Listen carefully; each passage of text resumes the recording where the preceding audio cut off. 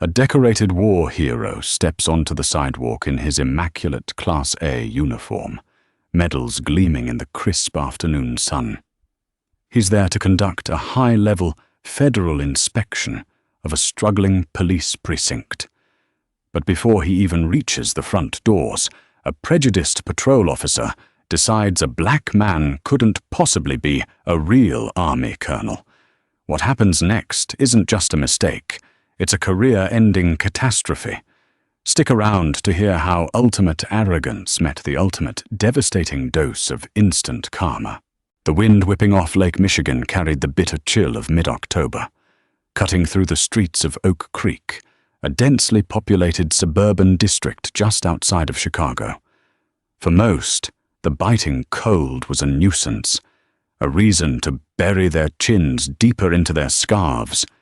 But for Colonel Arthur Pendleton, it was barely a breeze. At 55 years old, Arthur had endured the blistering sandstorms of Al Anbar and the freezing, muddy trenches of joint training exercises in Eastern Europe. A little Chicago wind was nothing. Arthur adjusted the cuffs of his pristine Army Green Service uniform. Every brass button was polished to a mirror shine, reflecting the overcast sky. On his left breast sat a meticulously arranged rack of ribbons, 3 rows high, telling a story of 32 years of unyielding service to his country. The Silver Star, the Legion of Merit, the Purple Heart. Each ribbon was earned with blood, sweat, and sacrifices that most civilians could never begin to comprehend. Today, however, Arthur wasn't leading troops into combat.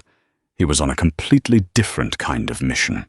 He had been assigned by the Department of Defense as a key liaison to a federal and state joint task force. His objective: inspect local law enforcement precincts that had applied for a massive federal grant for military-grade equipment and tactical training.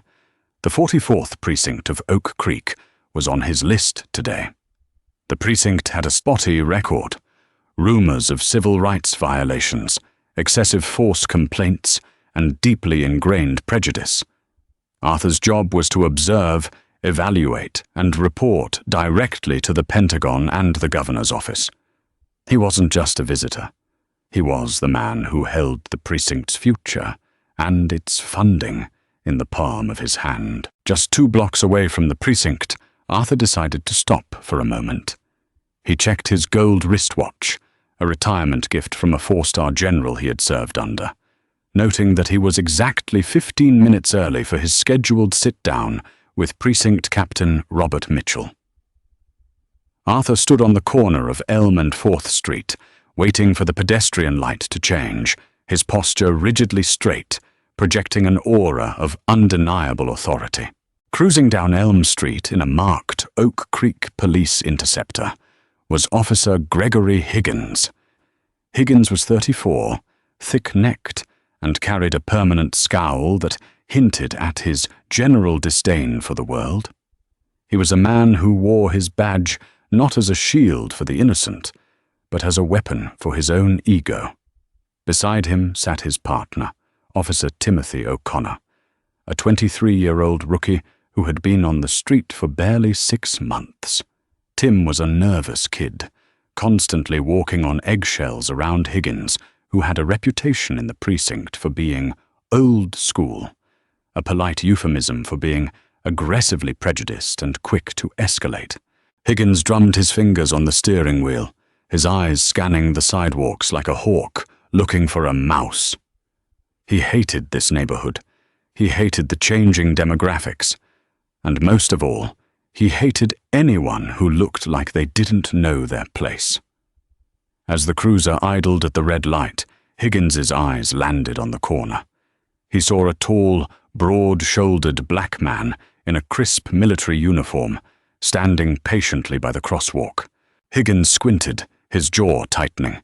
A cynical, ugly sneer crept onto his face. "Look at this clown," Higgins muttered, leaning forward over the steering wheel.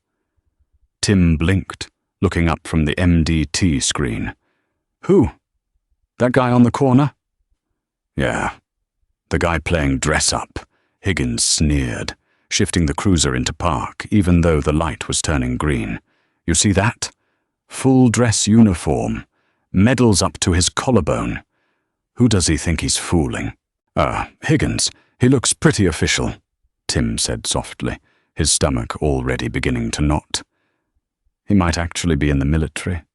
Higgins scoffed, a harsh, grating sound in the quiet cab of the cruiser. Give me a break, O'Connor.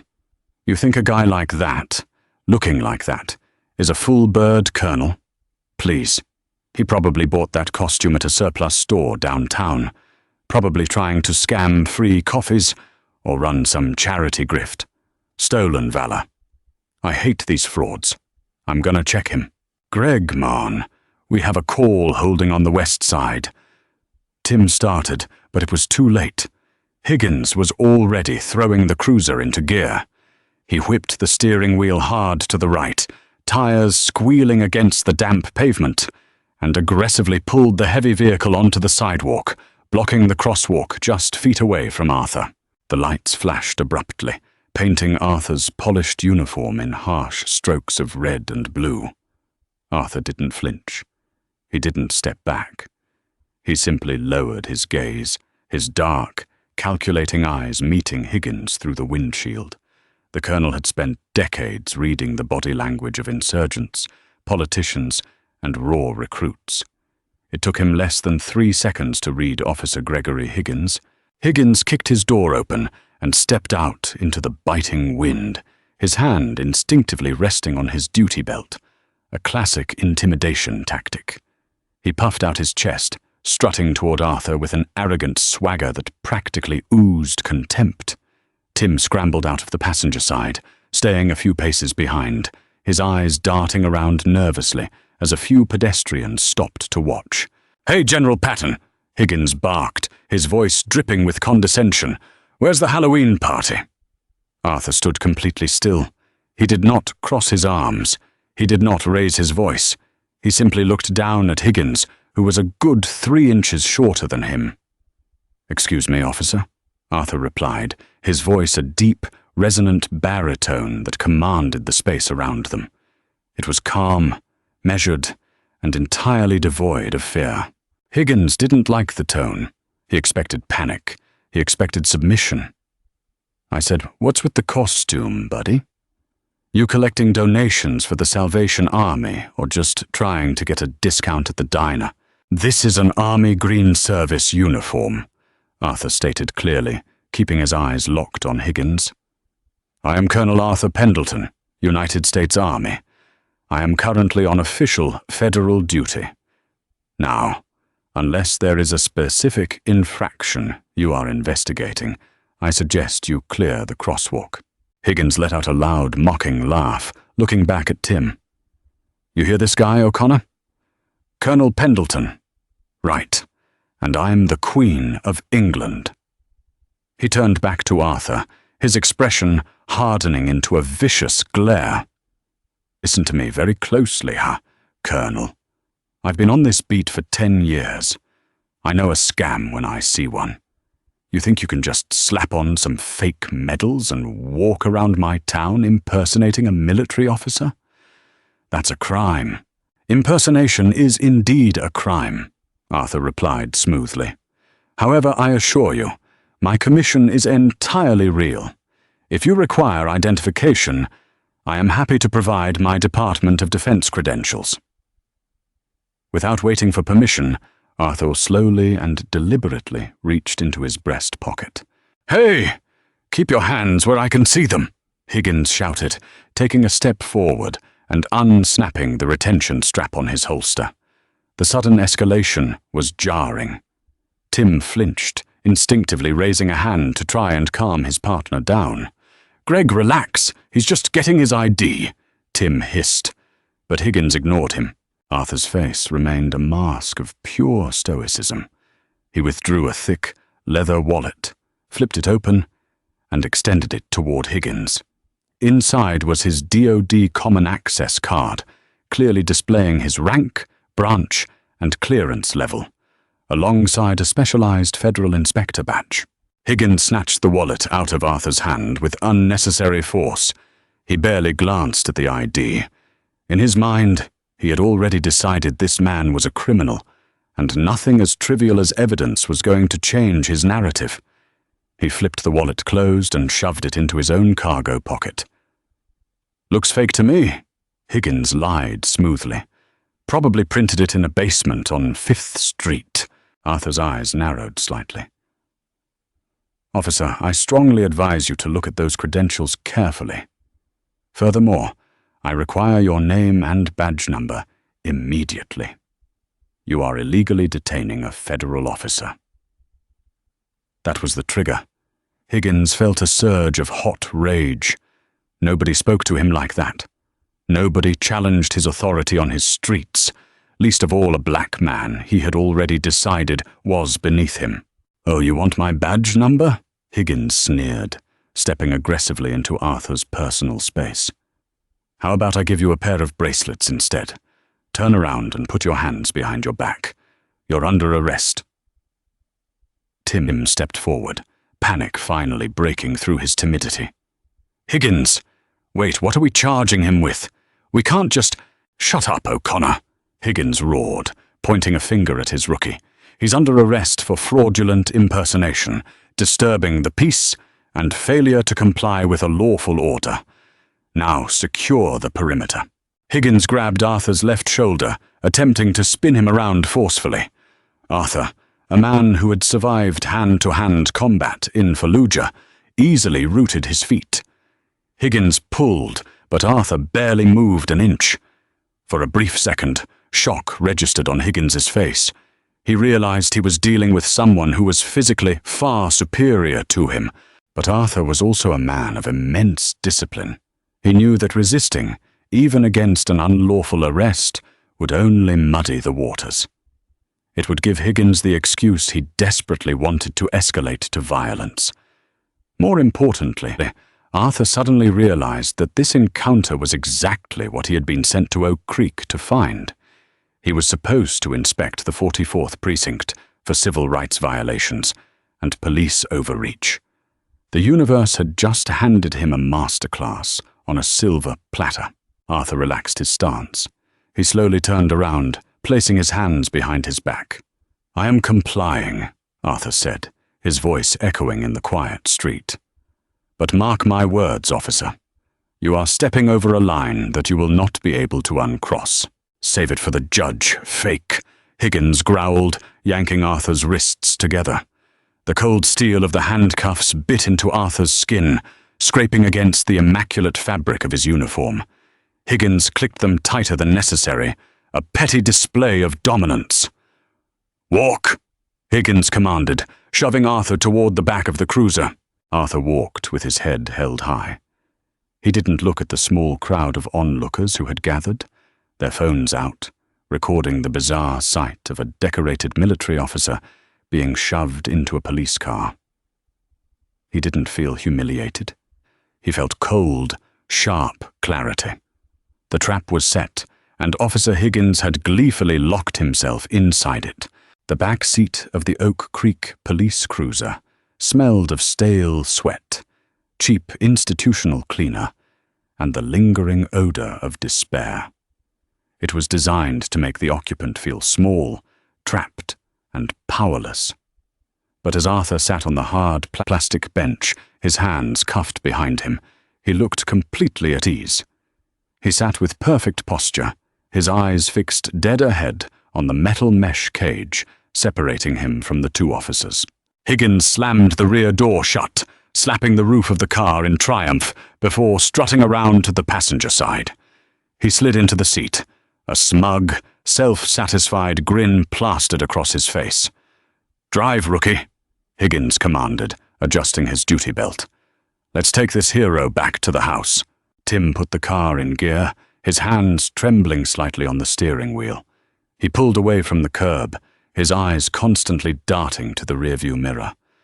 Unlike Higgins, Tim wasn't blinded by arrogance. As he drove, he took a closer look at the man in the back seat. He noticed the razor-sharp creases in the uniform. He noticed the heavy, solid look of the brass insignia. And he noticed the ribbons. Tim's grandfather had been in the army, and Tim had spent hours looking at old shadow boxes. The medals on Arthur's chest weren't plastic knockoffs from a Halloween store. They were perfectly aligned, faded just slightly by time and the sun, carrying the unmistakable weight of reality. "Hey, Greg," Tim whispered, leaning slightly toward the passenger seat. "Did you actually look at the ID? Like, really look at it? Because his uniform, it doesn't look fake. What if he is who he says he is?" Higgins rolled his eyes, letting out an exaggerated sigh. "God, O'Connor, you are so soft. It's called a con. They make these things look real, so bleeding hearts, like you fall for it. You think a guy like him makes it to colonel? Look at him. He probably couldn't pass a basic background check. He's a nobody trying to feel important." In the back seat, Arthur heard every word. The cruiser wasn't perfectly soundproof, and Higgins wasn't exactly whispering. The casual, deeply ingrained racism didn't shock Arthur. He had faced variations of it his entire life. But the sheer brazenness of it, spoken by a man wearing a badge, sworn to protect the public, solidified everything Arthur needed to know about the 44th Precinct. "Officer O'Connor, is it?" Arthur spoke up, his voice cutting through the tense silence of the car. Tim jumped slightly, his eyes snapping to the rearview mirror. Yes. Yes, sir." "Do not call him more, sir," Higgins snapped. "He's a suspect." Arthur ignored Higgins entirely, speaking directly to Tim's reflection in the mirror. "Officer O'Connor, as a sworn peace officer, you have a duty to intervene when you witness a fellow officer violating a citizen's constitutional rights. I am officially informing you that my detainment is unlawful. My federal credentials have been illegally confiscated, and I am being held without probable cause. This is your one opportunity to rectify the situation before we reach the precinct." Tim swallowed hard. He looked at Higgins, who was glaring at him with a murderous expression. "Don't you say a damn word to him, Tim," Higgins warned, his voice dropping to a menacing growl. "You're a rookie. I'm your training officer. You listen to me. This guy is a fraud, and if you side with a criminal over your own partner, I will make sure you spend the rest of your short career directing traffic in the snow. Understand?" Tim's grip on the steering wheel tightened until his knuckles turned white. He looked back at Arthur in the mirror. The colonel's eyes were calm, but they held a heavy, almost sorrowful weight. He wasn't begging for help. He was offering Tim a lifeline. But fear won out. Tim looked away, focusing on the road. I have to follow my training officer's orders." Arthur gave a single, slow nod. "Understood, officer. Your choice has been noted." "Oh, my choice has been noted," Higgins mocked, doing a terrible impression of Arthur's deep voice. "What are you gonna do? Write us a sternly worded letter? Give me a break. You're going in a cell, buddy. And when I run your real prints, we'll see what kind of warrants you've got hiding." The rest of the 5-minute drive was completed in silence. The cruiser turned onto 8th Avenue, pulling into the gated rear parking lot of the 44th Precinct. The building was a brutalist block of concrete and glass, a fortress in the middle of the city. As the cruiser came to a stop, Higgins hopped out, practically jogging to the rear door. He yanked it open and grabbed Arthur by the bicep, hauling him out of the car. "All right, General. End of the line," Higgins said, a malicious glint in his eye. "Let's go show the whole squad what a real American hero looks like." Arthur stepped out into the cold air. His shoulders were pulled back, his spine perfectly straight. Even in handcuffs, he looked like a man in command. He allowed Higgins to lead him toward the heavy steel back doors of the precinct. Inside, the 44th Precinct was a hive of activity. Telephones were ringing, civilian clerks were shuffling paperwork, and officers were moving between desks. On the second floor, looking out over the bullpen through a glass window, stood Captain Robert Mitchell. Mitchell was a hard-nosed, 20-year veteran of the force, a man who desperately wanted to clean up his precinct's image to secure the federal funding they desperately needed. He checked his watch, noting it was 2:00 p.m. The federal inspector from the DOD was supposed to be here any minute. Mitchell adjusted his tie and headed for the stairs to wait in the lobby, completely unaware that his VIP guest was currently being marched through the back doors in steel handcuffs. Down in the bullpen, the heavy doors banged open. Higgins walked in, puffing his chest out, gripping Arthur's arm tightly. "Hey, look what the cat dragged in!" Higgins shouted to the room, drawing the attention of a dozen officers. "Got ourselves a 5-star general playing dress-up on Elm Street. Guy thinks he's a colonel." The room fell silent. A few officers chuckled, but as they turned to look at the man in Higgins' custody, the laughter died in their throats. Veterans in the room immediately recognized the uniform. They recognized the medals. And they recognized the terrifyingly calm demeanor of a man who was absolutely certain of his own power. At that exact moment, Captain Mitchell reached the bottom of the stairs, stepping into the bullpen. He looked across the room, his eyes landing on Higgins, and then on the black man in the immaculate, handcuffed army uniform. Mitchell's blood ran cold. His heart practically stopped in his chest. He had seen the dossier. He had seen the photograph of the man who held the fate of the precinct in his hands. "Higgins," Captain Mitchell whispered, the color draining entirely from his face. What have you done?"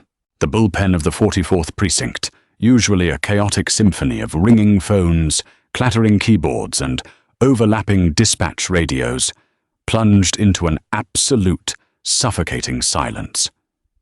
The only sound was the heavy thud of Captain Robert Mitchell's dress shoes as he practically sprinted across the linoleum floor. His face, normally a ruddy, commanding red, was drained of all color, resembling a sheet of old parchment.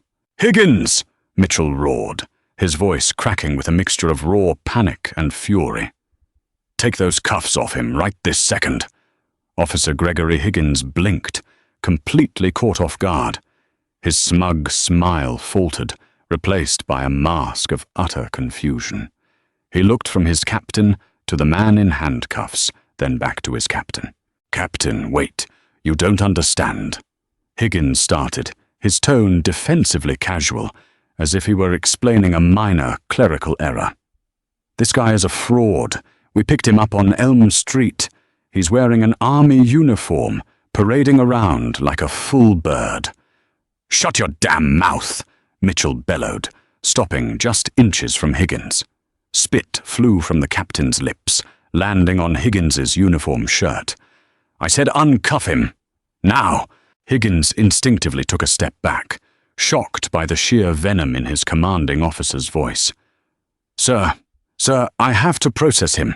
I haven't even run his prints yet. He's impersonating an officer. It's stolen valor. I took his fake ID right out of his pocket." Mitchell didn't wait for Higgins to finish. He shoved the patrolman aside with enough force to send Higgins stumbling into a nearby desk. Mitchell reached forward, his hands trembling violently, and fumbled for his own handcuff keys. "Captain, what are you doing?" Higgins protested, his voice pitching higher. Mitchell ignored him. He stepped behind Arthur, his hands shaking so badly he dropped the key on the first attempt. He scooped it up, muttering a string of frantic, breathless apologies. "Sir, I am so sorry. I had no idea. This is a catastrophic mistake." Arthur did not move a muscle. He stood like a statue carved from obsidian. "I informed your officer of my identity, Captain. He chose to confiscate my federal identification and arrest me without probable cause. I suggest you retrieve my wallet from his left cargo pocket." Mitchell spun around, his eyes locking onto Higgins with a look of pure, unadulterated hatred. "Give me the wallet. Now!" Higgins, finally realizing that something was deeply, irreversibly wrong, swallowed hard. His hands felt numb as he reached into his pocket, pulling out the thick leather wallet. He handed it to Mitchell, who snatched it away as if it were a live grenade. Mitchell flipped it open. There it was, the holographic Department of Defense seal, the biometric chip. The name, Pendleton, Arthur T. The rank, Colonel, 06, United States Army. And below that, the stark red lettering that indicated top secret security clearance and his status as a federal inspector for the Joint Task Force. Mitchell closed his eyes for a brief second, feeling the floor drop out from underneath him. A cold sweat broke out across his forehead. He was holding the credentials of the exact man who held the purse strings to a $4.2 million federal grant. The grant Mitchell had spent 2 years lobbying for. The grant that was supposed to save this crumbling precinct. Click. Click. The heavy steel cuffs fell away from Arthur's wrists. Arthur did not rub his wrists. He did not massage his shoulders. He simply brought his hands to his front, adjusted his cuffs, and smoothed the pristine fabric of his Army Green Service uniform. He turned to face Captain Mitchell, his expression devoid of anger, which somehow made him infinitely more terrifying. "Captain Robert Mitchell, I presume?" Arthur said, his voice carrying effortlessly across the dead quiet bullpen. Every single officer at their desks had stopped working. Dozens of eyes were glued to the scene. "Yes, sir," Mitchell rasped, practically shrinking under Arthur's gaze. "Colonel Pendleton, I cannot begin to express my deepest apologies. This is an egregious misunderstanding. Officer Higgins is... he is clearly entirely out of line." "A misunderstanding, Captain?" Arthur repeated, the word rolling off his tongue with icy precision. "A misunderstanding implies a failure of communication. I communicated perfectly. I provided my name, my rank, and my federal identification. Officer Higgins did not misunderstand. He made a conscious, prejudiced decision that a man of my complexion could not possibly hold the rank I do." Higgins, whose face had gone from pale to a deep, flushed red, finally found his voice. "Now wait a minute. You can't play that card. You are acting suspicious on my beat. I have a right to investigate." "Investigate what?" Arthur snapped, turning his piercing gaze onto Higgins. The sheer force of the Colonel's command presence hit Higgins like a physical blow. "Standing on a public sidewalk? Waiting for a pedestrian light? Or was my crime breathing the air in your jurisdiction while wearing a uniform you felt I didn't deserve?" Higgins opened his mouth to argue, but no words came out.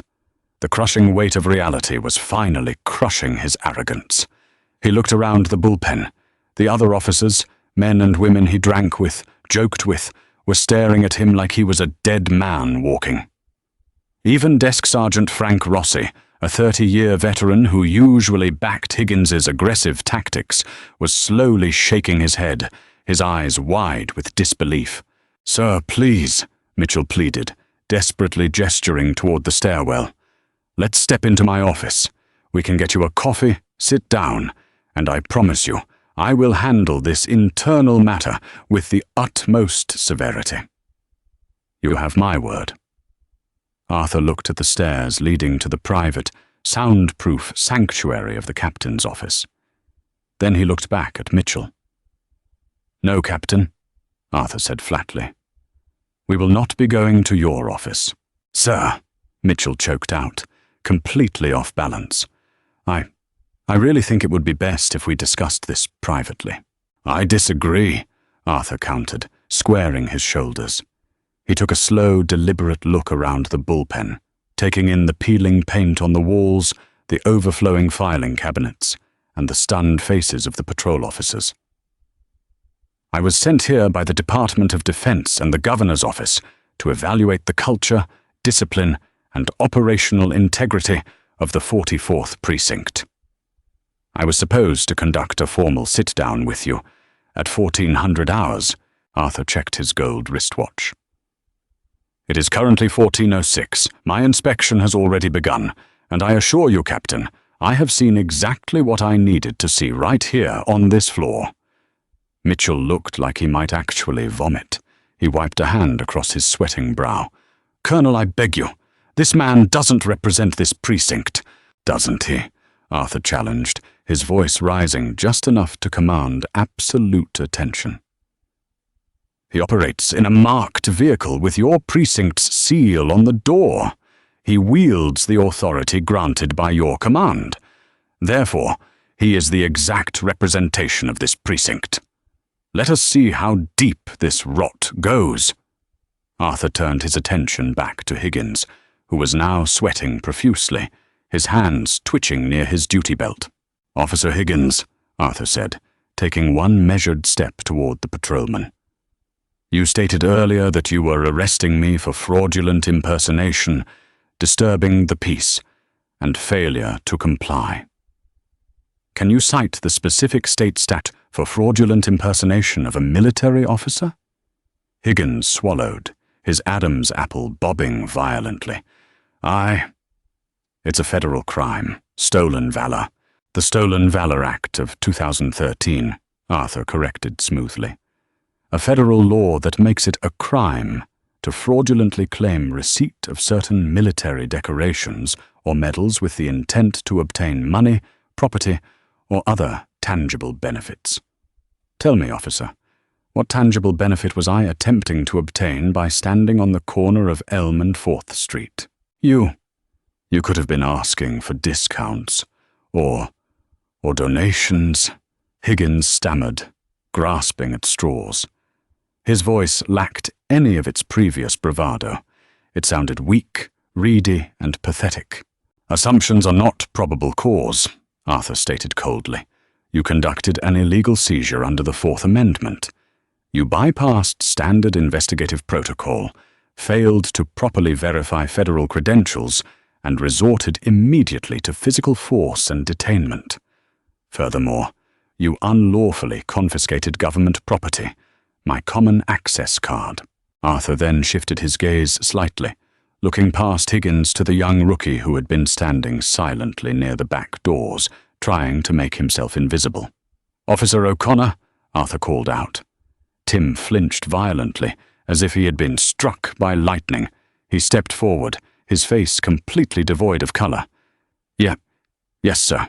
During our transport, Arthur said, his tone shifting from aggressive to a heavy, judicial disappointment. I explicitly informed you that my civil rights were being violated. I gave you the opportunity to intervene, as is your sworn duty under your department's use of force and intervention policies. Why did you remain silent?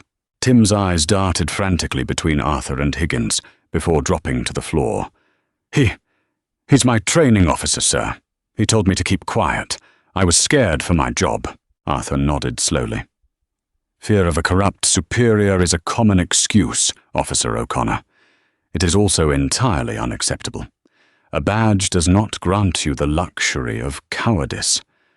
When you turn a blind eye to an abuse of power, you become an active participant in it. Your silence today was a choice, and choices have consequences. Captain Mitchell couldn't take it anymore. He saw his entire career, his pension, and the future of his precinct burning to the ground in real time. Colonel Pendleton, please, I will take their badges right now. I will suspend them both immediately pending a full internal affairs investigation. Just, please do not let the actions of 2 rogue officers jeopardize the grant. This precinct desperately needs those funds for training, for community outreach. Do not insult my intelligence, Captain, Arthur interrupted, his voice finally carrying a sharp edge of anger. He reached into his breast pocket and pulled out a folded piece of paper. A copy of the precinct's grant application. Arthur held it up. You applied for $4.2 million. In this application, you claim your precinct adheres to the highest standards of community policing, de-escalation, and constitutional rights training. Yet, within 5 minutes of being in your jurisdiction, I was unlawfully profiled, verbally abused, assaulted, and illegally detained by your officers. Not in a dark alley, Captain. In broad daylight. On a busy street. Arthur slowly, deliberately tore the paper in half, the crisp sound tearing through the silent room. He tore it again, letting the pieces flutter to the linoleum floor. "The funding is gone, Captain," Arthur said, his voice dropping to a terrifyingly calm register. "I will be recommending to the Pentagon and the Governor's office that the 44th Precinct be placed under federal oversight. But that is merely the institutional consequence." Arthur stepped closer to Higgins, looking down into the eyes of the man who had tried to humiliate him. Higgins looked utterly destroyed, a bully who had finally picked a fight with a titan. "As for you, Officer Higgins," Arthur said softly, so only Higgins, Mitchell, and O'Connor could hear, "I am not just a military officer. I operate as a federal inspector under the authority of the Department of Justice. You didn't just violate my civil rights, you assaulted a federal official. By tomorrow morning, the FBI will be knocking on your door. You will lose your badge. You will lose your pension. And you will face federal felony charges." Higgins's knees buckled slightly. He reached out to steady himself on a desk, gasping for air as a full-blown panic attack began to seize his chest. The arrogant swagger was entirely gone, replaced by the crushing terror of a man watching his entire life vaporize. "Captain Mitchell," Arthur said, turning on his heel and walking toward the main exit of the bullpen. "Expect a formal investigative team by 0800 hours tomorrow. Do not let these two men leave the building until their weapons and badges have been surrendered." Arthur pushed open the heavy wooden doors of the precinct and stepped out into the biting October wind. The cold air felt refreshing. He adjusted his cuffs one last time, hailed a passing cab, and left the 44th Precinct to choke on the ashes of its own arrogance. The next morning, the sky over Oak Creek was a bruised, heavy purple, promising a torrential downpour that perfectly mirrored the mood inside the 44th Precinct. At exactly 0800 hours, a convoy of 4 unmarked black Chevrolet Suburbans rolled into the front parking lot, bypassing the civilian visitor spots and parking directly in the reserved spaces meant for the precinct's top brass. Officer Gregory Higgins had not slept. He had spent the entire night sitting in a hard plastic chair in an empty interview room, stripped of his gun belt, his badge, and his dignity. His uniform shirt was rumpled and stained with nervous sweat. Across the hall, in a separate room, rookie Timothy O'Connor sat with his head buried in his hands, quietly sobbing as the reality of his shattered career set in. Captain Robert Mitchell was in his office, staring blankly at the wall, waiting for the executioner. The executioner arrived in the form of Special Agent Michael Donovan from the Federal Bureau of Investigation's Chicago field office, accompanied by Richard Harrington, a senior prosecutor for the Civil Rights Division of the Department of Justice. Following them were 6 federal agents wearing navy blue windbreakers with the yellow FBI lettering boldly printed across their backs. They carried thick, empty plastic evidence bins. The precinct was dead silent as Donovan and Harrington marched straight up the stairs to Mitchell's office. They didn't knock. Donovan pushed the door open, his eyes cold and clinical. "Captain Mitchell," Agent Donovan said, flashing his credentials but not offering his hand. "We are here to serve a federal search warrant on this precinct's digital servers, physical evidence lockers, and communication logs. We are also executing federal arrest warrants for Officer Gregory Higgins and Officer Timothy O'Connor." Mitchell swallowed dryly, standing up on shaking legs. "Agents, I have fully cooperated.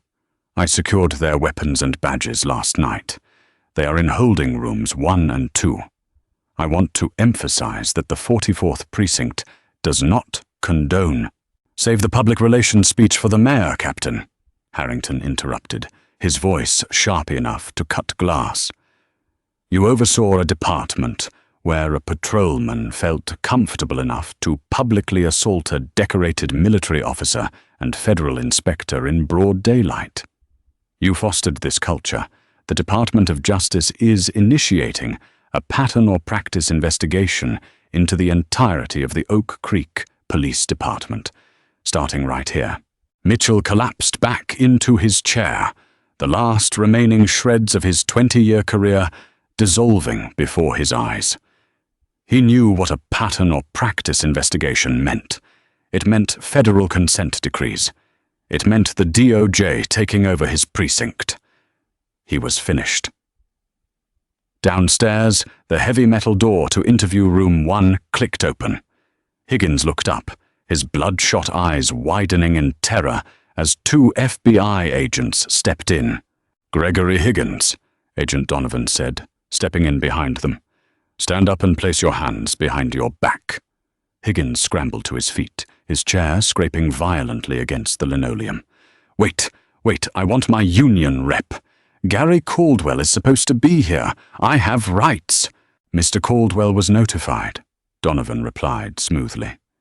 "He informed us that the Police Benevolent Association will not be providing legal counsel for you regarding this specific matter.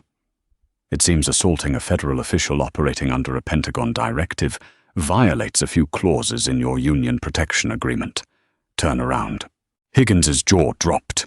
The union was abandoning him. The unbreakable brotherhood he had hidden behind for 10 years had taken one look at the federal buzzsaw coming his way and immediately stepped aside to let him get cut in half. "You can't do this!" Higgins screamed, thrashing as the federal agents firmly grabbed his arms. He was being uncooperative. He was resisting. It was a lawful detainment. "Check the cruiser dash cam. Check the audio. It'll show he was aggressive."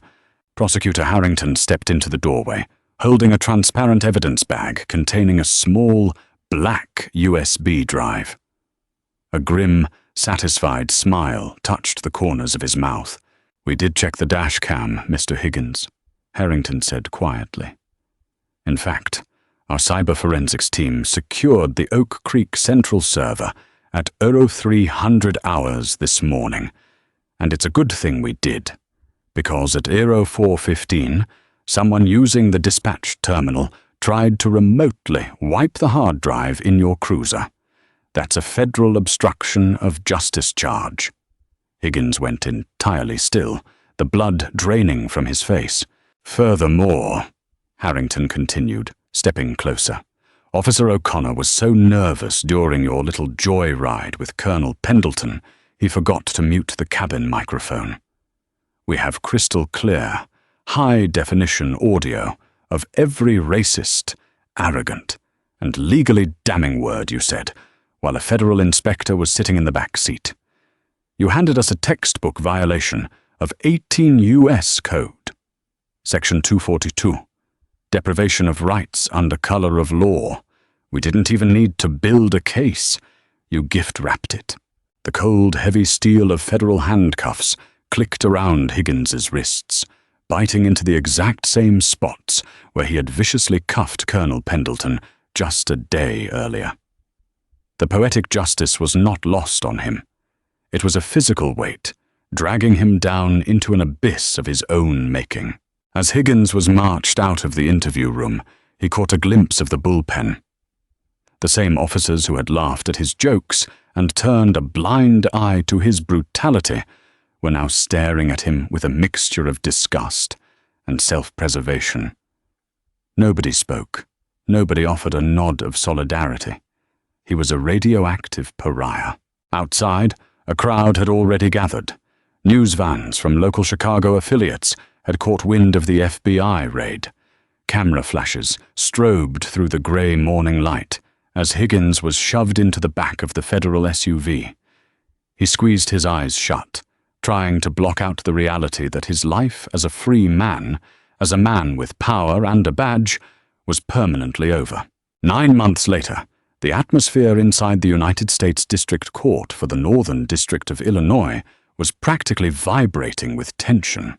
The courtroom of the Honorable Judge William Bennett was packed to maximum capacity.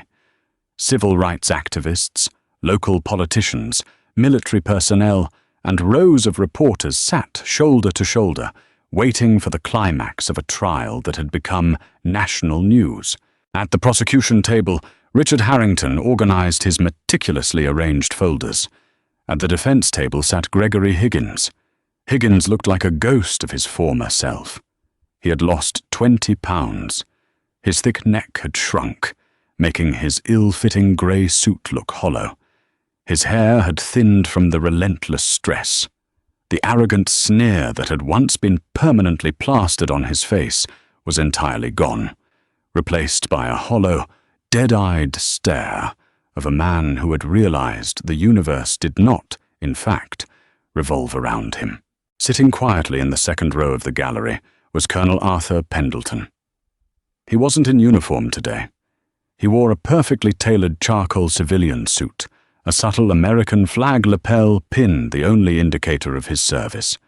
He sat with his hands resting easily on his knees, his face unreadable, exuding that same terrifying calm that had unraveled Higgins on Elm Street. The trial had been a bloodbath. Harrington had methodically dismantled every single defense Higgins's court-appointed lawyer had attempted to mount. The hot mic audio from the cruiser had been played for the jury. The sound of Higgins's voice, mocking, racist, utterly drunk on power, echoing through the vaulted ceiling of the federal courthouse, had made several jurors physically recoil. But the final nail in the coffin hadn't been Arthur's testimony. It had been the testimony of Timothy O'Connor. O'Connor had taken a plea deal. In exchange for his full cooperation, the DOJ dropped the felony civil rights charges against him, allowing him to plead guilty to a misdemeanor count of failing to report a civil rights violation. He had surrendered his badge, permanently forfeiting his right to ever work in law enforcement again, and was sentenced to 500 hours of community service in the very marginalized neighborhoods he and Higgins used to patrol. On the stand, a tearful O'Connor broke the blue wall of silence. He testified not just about the day with Colonel Pendleton, but about a dozen other incidents where Higgins had racially profiled, harassed, and illegally detained minority citizens. The DOJ had used this testimony to open a massive, multi-million-dollar class action lawsuit on behalf of Higgins's previous victims, completely bankrupting the city's police liability fund. Judge Bennett struck his gavel, silencing the murmurs in the gallery. He looked down from the bench, his eyes fixing on Higgins with a profound, heavy disdain. "Gregory Higgins, please stand," Judge Bennett commanded. Higgins rose on trembling legs. "Mr. Higgins, over my 30 years on the bench, I have presided over cases involving violent cartels, organized crime syndicates, and financial fraudsters.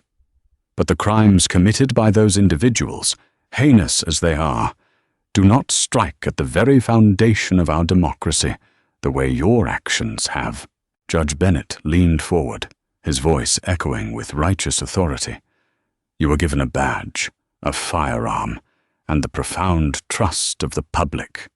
You were sworn to uphold the Constitution of the United States. Instead, you used your authority as a weapon of intimidation, fueled by deeply ingrained prejudice and a pathetic, fragile ego.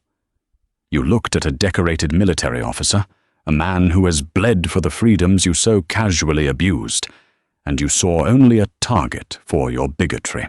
Higgins looked down at the floor, unable to meet the judge's eyes. "The Stolen Valor Act, which you so ignorantly attempted to weaponize, exists to protect the honor of our armed forces," Bennett continued. "But the only person in that crosswalk who was impersonating a man of honor was you. You are a disgrace to the uniform you wore, and a danger to the public you swore to protect." The courtroom was so quiet you could hear a pin drop. On the charge of deprivation of rights under color of law, and the federal charge of assaulting a federal official, I sentence you to 84 months, 7 years, in a federal penitentiary.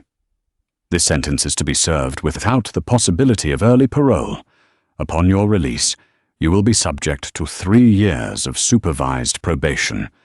You will never hold a firearm, a badge, or a position of public trust again. A collective exhale rippled through the gallery. Higgins slumped backward, caught by his attorney before he could completely collapse into his chair. 7 years. He was going to federal prison as an ex-cop. It was a death sentence to his pride, his livelihood, and his future.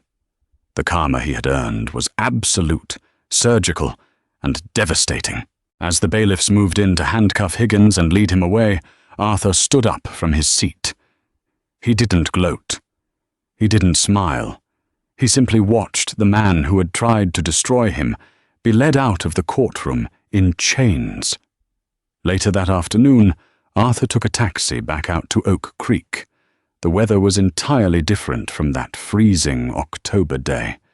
It was a warm, bright summer afternoon. He asked the driver to drop him off on the corner of Elm and 4th Street. He stood on the very same crosswalk where the entire ordeal had begun. The neighborhood felt the same, but the underlying current had shifted. The 44th Precinct had been gutted from the inside out. Captain Robert Mitchell had been forced into early retirement, his pension slashed in half. The DOJ had implemented a strict federal consent decree, installing an independent monitor to oversee the precinct. Every single officer had been forced to re-interview for their jobs, undergo rigorous psychological evaluations, and complete hundreds of hours of de-escalation and bias training. As Arthur stood on the corner, a new Oak Creek police cruiser rolled slowly down the street. It stopped at the red light. The officer in the driver's seat, a young, sharp-looking woman, caught Arthur's eye. She didn't glare. She didn't sneer. She simply offered a polite, respectful nod, waiting patiently for the light to change before driving on. A voice broke Arthur's train of thought. "Colonel Pendleton." Arthur turned to see a young man in civilian clothes, holding a push broom and a trash bag, wearing a bright orange vest that read Oak Creek Community Service. It was Timothy O'Connor. Tim looked tired, humbled, but somehow lighter than he had in the cruiser 9 months ago. He stopped sweeping, taking off his baseball cap. I didn't think I'd ever see you again, sir," Tim said, his voice quiet. Arthur looked at the young man, noting the sweat on his brow and the dirt on his hands. "We reap what we sow, Mr. O'Connor. It seems you are paying your debts to this community." "I am, sir. Every day." Tim nodded, swallowing hard. "I just wanted to say, thank you. I lost everything, but if you hadn't come along, I probably would have turned into Higgins. I would have let that poison ruin my soul. You saved me from that. I'm sorry I didn't speak up when it mattered." Arthur studied him for a long moment. He had seen young soldiers make terrible mistakes in combat, out of fear. The true measure of a man wasn't that he never failed, but how he chose to rebuild after the failure. "You failed test of character that day, Timothy," Arthur said gently but firmly. "But life is a series of tests. You are no longer a police officer, but you are still a citizen. Protect the vulnerable. Speak up when the room is silent. Do that, and you will find your honor again." Tim nodded, tears welling in his eyes. "Yes, sir. I will."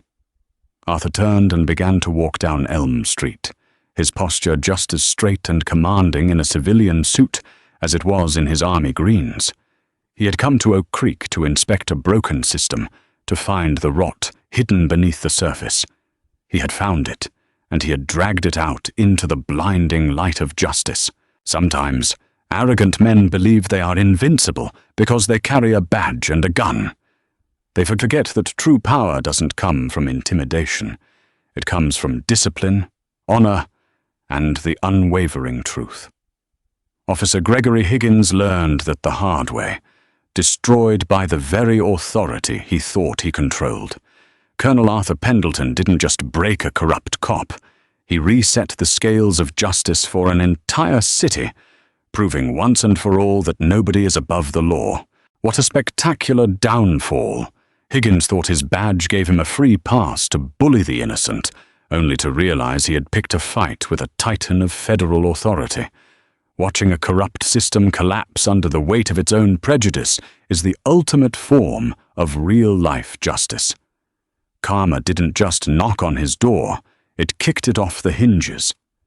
If you loved hearing this story of ultimate retribution and justice served, please hit that like button, share this video with someone who loves a great karma story, and subscribe for more epic tales.